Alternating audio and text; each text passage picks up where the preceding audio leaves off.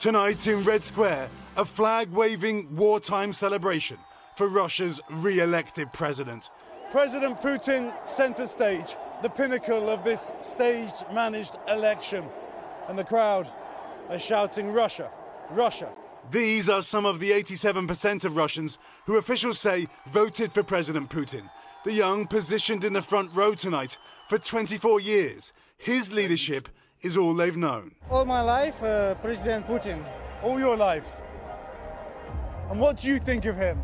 I love Putin. President Putin is popular here, but not with everyone.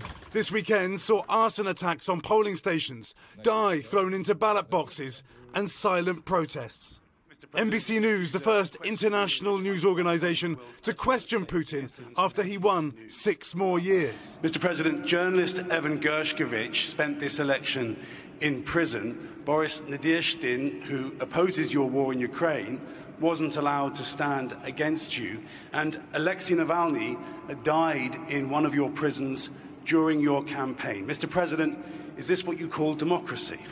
Это жизнь. That's life, he told us, then called Navalny's death an unfortunate incident. He had agreed to release him, he said, before he died, as long as he did not return. Until now, he'd never publicly mentioned Alexei Navalny's name, and tonight the White House denying knowledge of a prisoner swap. We have not heard a Russian official raise Navalny as part of a prisoner swap in any of those conversations. The White House is calling this election not free nor fair, while China, North Korea and Saudi Arabia are among those congratulating Putin.